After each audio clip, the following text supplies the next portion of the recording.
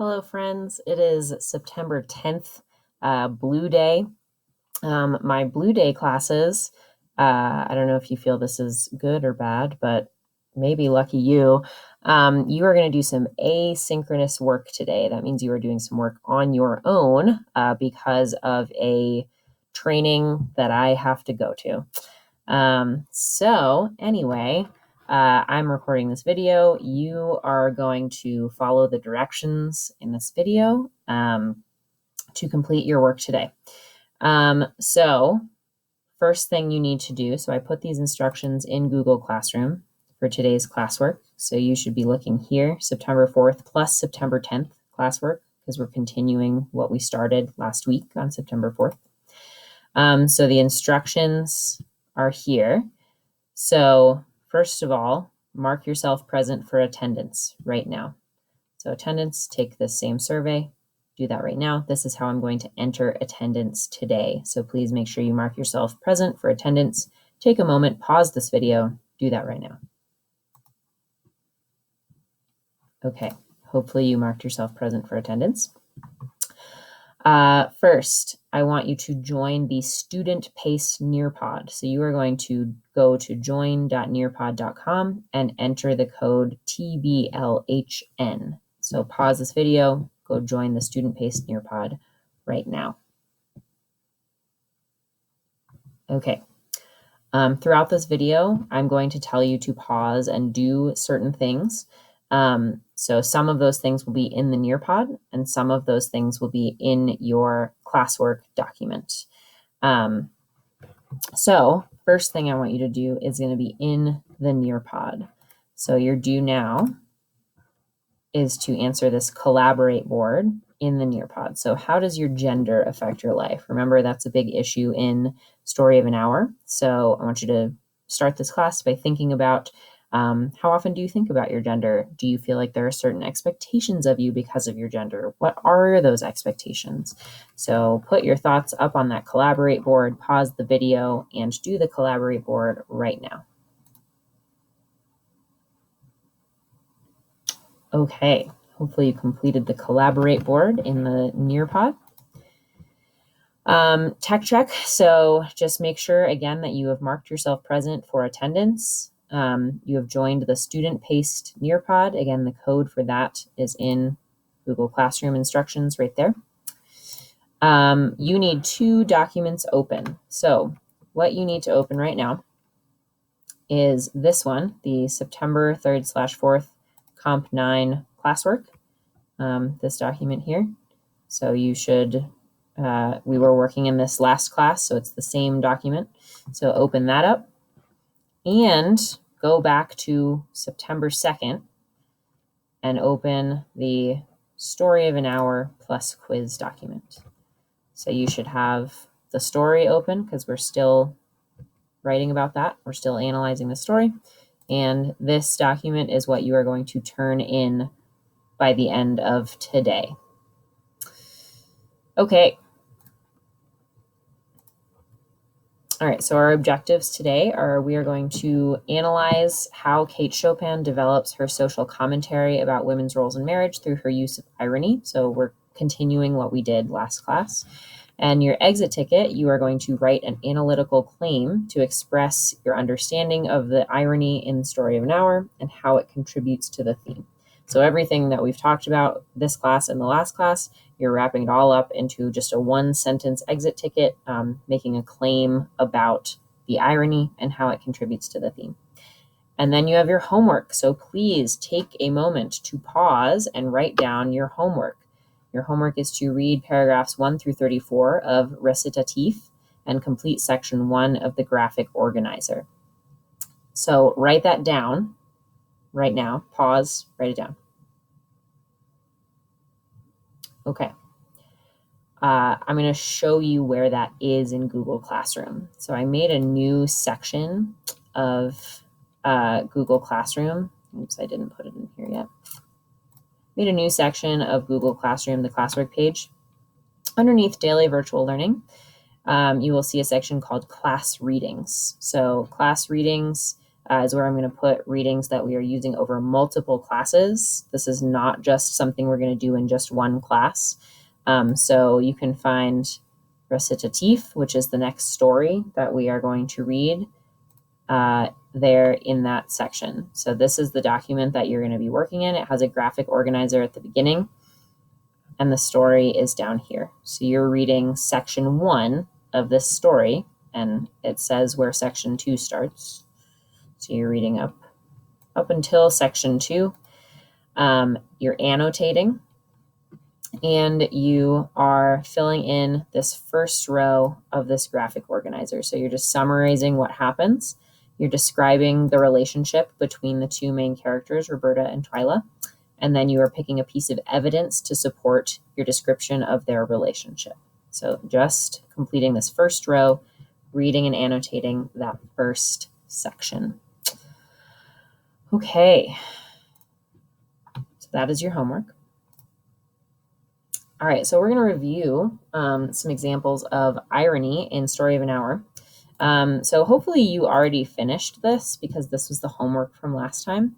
But in your classwork document for practice round 2, we were supposed to come up with more examples of irony in the story, and what type of irony those examples were, and then an analysis of the irony. So remember, our 2 types of irony that we see in this story are situational, which is when something happens that is the opposite of what we would expect, right? Like this dog tearing up his obedience training certificate. That is the opposite of what we would expect. Mrs. Mallard reacting very happily when her husband dies. That is situational irony because it's the opposite of what we would expect. And dramatic irony, which is when we, the reader, know something that characters do not know. So as we go over these examples of irony, add to your classwork document if you did not complete the homework. If you did already complete the homework, this should be very quick and easy, just review for you. All right, so this first example, and yet she had loved him sometimes, often she had not. What did it matter? So we know this is situational irony because we would expect a wife to love her husband, but she didn't actually, usually, right? So the analysis, when we're doing the analysis of the irony, we're asking ourselves, so analysis means why and how. We're asking why and how. So why is this example of irony used? How is it used? What does it tell us about Mrs. Mallard or the theme of the story? So our analysis would be something like this example of irony is used to illustrate how little Mrs. Mallard cared about her husband, which would have been unexpected at the time based on a woman's role in marriage. So we're asking why, what is the purpose of this use of irony? It is to make this larger point, right, about Mrs. Mallard and about the expectations for women, and it flipped those expectations. Our second example was her fancy, right? Her imagination was running riot along those days ahead of her, spring days and summer days and all sorts of days that would be her own. Again, this is situational irony because we expect her to be feeling upset, but she's actually excited about the future. So in the analysis, I'm going to leave the analysis up to you for this one. But we are asking again, why is this being used? What does this tell us about Mrs. Mallard? What does this tell us about the theme? And then same thing down here. So again, we have an example of situational irony when we thought her husband was dead, but it turns out he's alive, right? So again, you would be asking those questions. What is the purpose of this irony, right? Why is the author putting this example of irony in here? How does this tie into the theme of the story? So if you have not yet completed practice round 2, go ahead and do that now in your classwork document.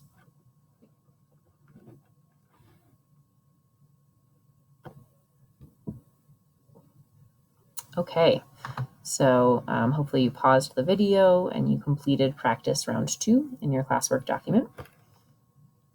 So now I would have had you do group work.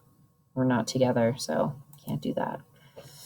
I want you to stamp it in the Nearpod. So what questions do we need to ask ourselves when we analyze irony, right? We were talking about like why and how. So specifically, what, why, and how questions do we need to ask ourselves when we analyze irony? So add your thoughts into that collaborate board on the Nearpod right now. Pause the video, go do that. Okay, hopefully you finished that collaborate board. We're just moving right along. All right, and now we are on to practice round 3. So in your classwork document, we are on practice round 3. Okay, so again, you're kind of doing the same thing, but you're going a little bit deeper with your analysis. So this quote is from the very end of the story. He stood amazed at Josephine's piercing cry, at Richard's quick motion to screen him from the view of his wife. When the doctors came, they said she had died of heart disease, of the joy that kills. So you are going to explain, you're going to analyze this quote, right? You're going to do the same thing that we did before, but you're going to go a little deeper. You're analyzing the passage and determining what irony is being used and how that use of irony illustrates the author's purpose or theme. So what is the purpose of this irony? How does it impact our view of Mrs. Mallard? What commentary on marriage is being conveyed, right? This last part gets into the theme. So for some of you, there are sentence stems. For others, there's not. I'm going to get you started. So this is an example of dramatic irony. This last quote is an example of dramatic irony because we know that Mrs. Mallard is not actually feeling joy when her husband comes home.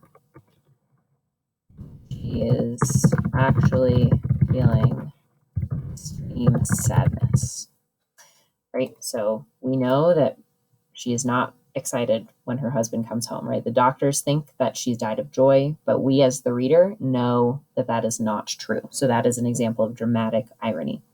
So then you're going to answer the rest of these questions. So why is this irony used, right? What is the purpose?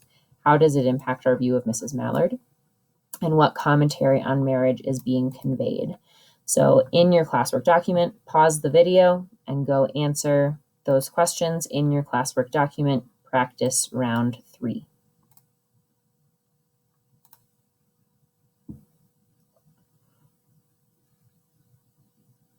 Okay, we are back for the exit ticket. Seems so fast. So exit ticket, you're answering this question with a 1-sentence claim. So your claim is going to go down here. So the criteria for success, and here I'll put up this Nearpod slide. So the criteria for success for this claim, basically what you're writing is a statement of theme, right? So we've been talking about this theme about marriage, right? And how marriage can be harmful to women throughout the whole story. So in your statement of theme, it's just going to be 1 sentence. You need to start with the author's full name and the title of the text. Short story titles should be in quotation marks. And then you're going to identify a specific literary device. So situational or dramatic irony. You can talk about either one because this text has both. And then how that contributes to the theme of the story. So an exemplar about a different book would be In To Kill a Mockingbird, Harper Lee. So I have the full name of the book and the full name of the author. Uses the situational irony of the outcome of the legal case, so that's my specific literary device, to illustrate how racial inequality harms innocent people and leaves the truly guilty unpunished. So that is my theme, right? What the author believes about a topic, right? Universally, not just in this story. So your statement of theme should not be something like she uses the situational irony to illustrate how Mrs. Mallard was unhappy in her marriage, right? We want to go bigger than that. So based on Mrs. Mallard's experience, based on this story, what does Kate Chopin think about marriage in general? What is her social commentary on women's roles in marriage? So you are going to go ahead and complete that exit ticket. So it should start with, in story of an hour, Kate Chopin uses, and then you're going to say either situational irony or dramatic irony to illustrate what are her thoughts on marriage, right? What is her social commentary on women's role in marriage? Okay, so pause the video here, complete that exit ticket, and when you are done, you can turn in that classwork document. Okay, so hopefully you completed the exit ticket. Now, once you're done with that classwork document, click Turn In, and you're going to start on your homework. So your homework, which is due on Monday, the 14th, your homework is to read paragraphs 1 through 34 of the new story that we're going to start reading, Recitatif, and annotate it for gist. So annotations would be just like highlighting important pieces, adding comments, summarizing sections of the text, defining unknown words. I'm going to put up a really helpful video that Miss Davidson made about what model annotations might look like. So feel free to use that. Remember, you can look up any words you don't know because you are reading it on a Chromebook. So feel free to Google words you don't know.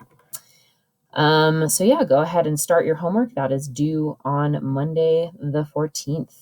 And feel free to email me with any questions. I should be, responsive all day to you. I'm just going to be in this training, so I can't be actually with you.